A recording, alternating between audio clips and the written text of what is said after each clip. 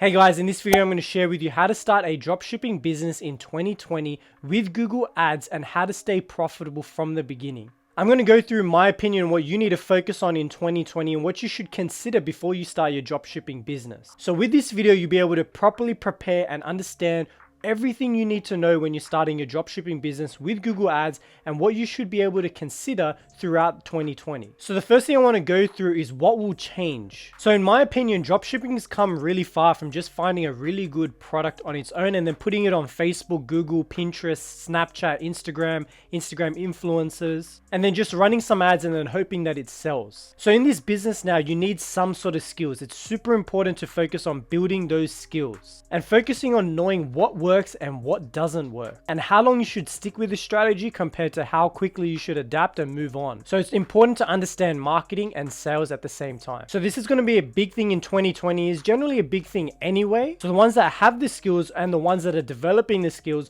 will always beat the person who doesn't have any or doesn't consider that skills are valuable. So don't focus so much on profitability straight away. So I did say in this video that it's about profitability, but what I'm trying to say is that it's about progress. And if you're not making profit in that progress, that's okay, because progress is the biggest factor to whether you're going to be able to get into profit or not. So either get better or get left behind in 2020. So for Google Ads specifically, keywords are going to start to dip more. So Q4, the peak comes for a lot of keywords, some products like toys and things like that. So there's going to be a big dip coming into January, February, March, and then so on for the rest of the year. But what you're also going to be able to find out is that your sales are probably going to be more consistent throughout, because now there is no influence of any sort of outside factors like Q4 or Christmas time. So when you do find a winner, it's more likely to last a lot longer than die straight away. For me, for example, I had some Christmas products that I was selling really well, but obviously I can't sell them all year round. So those types of keywords, those types of products will be reserved for next year again. So just know that when you're looking for products, you're going to find things that will be able to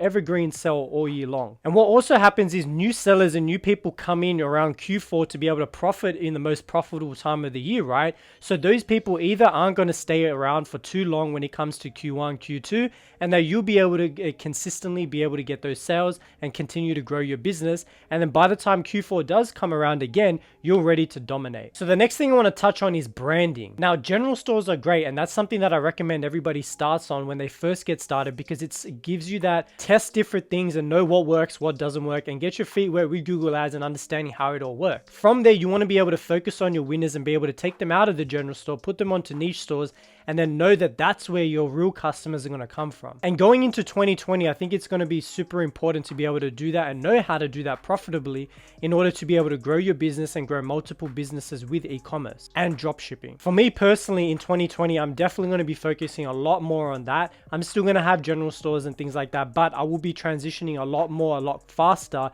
in 2020. So if you haven't already, I recommend that you really focus on how to properly brand, and that logos and colors are not just the only way to brand, and that it's not the only thing that's involved with real branding. So with the niche store, you're going to be able to get better conversion rates and you're going to get more loyal customers. From there, you can actually build your brand. It's not going to just be a drop shipping store now. Now you can actually consider private labeling those products, bringing them in-house, bringing them to warehouses in the US if you haven't already, and then be able to build a big sustainable brand from it. And I think with everybody who's drop shipping, that should be the end goal, to be able to get multiple brands out there or build a one single brand that you see has the most potential in, and then transition there. Now with this store, you'll also be able to get email marketing rolling a lot better, because customers are going to be more receptive to those emails rather than coming from a general drop shipping store. So the next thing to focus on is actually trends. So like I said, when you're focusing next year into different quarters and you're going to be checking out what products to put and what's going to be more sustainable, you're also going to notice that there are going to be some products and keywords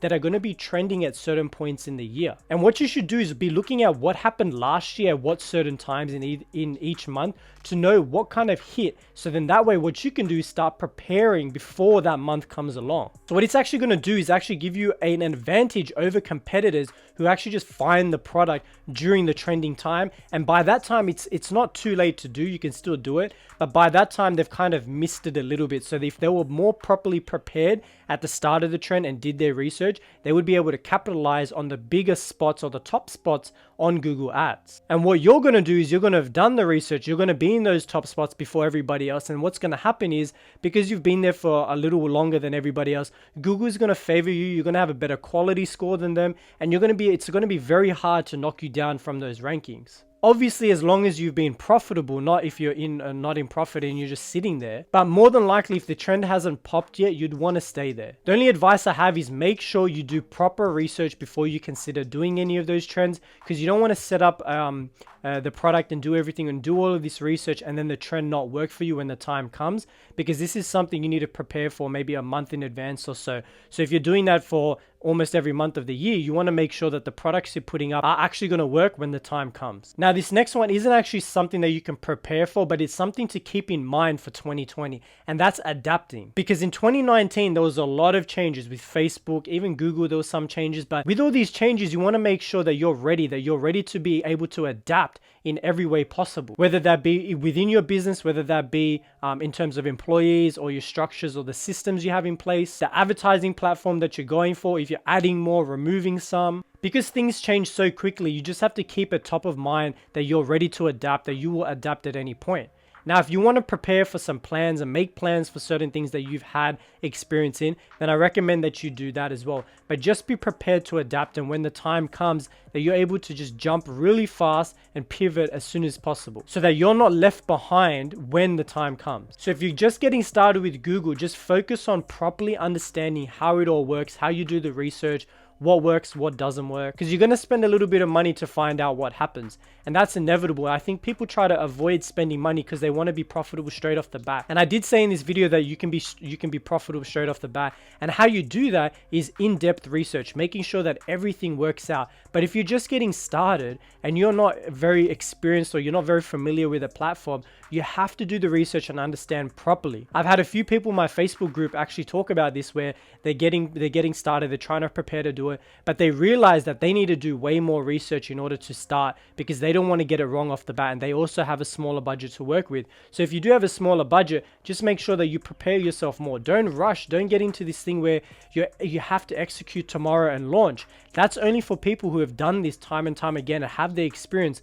Those people can execute, including myself, can execute tomorrow on something that we are confident is going to work, because either we have the budget or we've done it before. So if you're just getting started, don't get caught up in you have to execute tomorrow, just like everybody says so, because at the end of the day, you're more likely to make more mistakes if you do that than actually become profitable. So make sure that you're actually prepared, that you have everything ready to go. Then you're ready to spend and get that profit. The only thing with this is don't take forever. Don't think you're going to make the perfect plan ready to go and then it's going to be profitable no matter what. It doesn't mean that if you spend a whole year studying, a whole year preparing, that you're going to be profitable from day one, because you could still get it wrong. The point is just be able to prepare yourself enough that you understand the basics and the foundations to get started, and then start. Because at the end of the day, you're more than likely going to lose money. Everybody loses money at some point in business, whether that be a continuous thing where they lose money for certain things that they try, certain strategies. It's inevitable. So get over that fear that you're going to lose money, and you're better off starting, failing, and then understanding, then coming back and making it work. All right, with all of this, you know how to start a dropshipping business in 2020 with Google Ads, and how to start profitably, and what to consider before you do start. If you enjoyed this video and you got any value out of it, then smash the like button, because it really helps me out with the YouTube algorithm. Hit that subscribe button to know all my new videos that come out on Google Ads and Shopify dropshipping, and hit that notification bell to know when I actually post that video. Hope you have an amazing day, and I'll see you guys in the next video.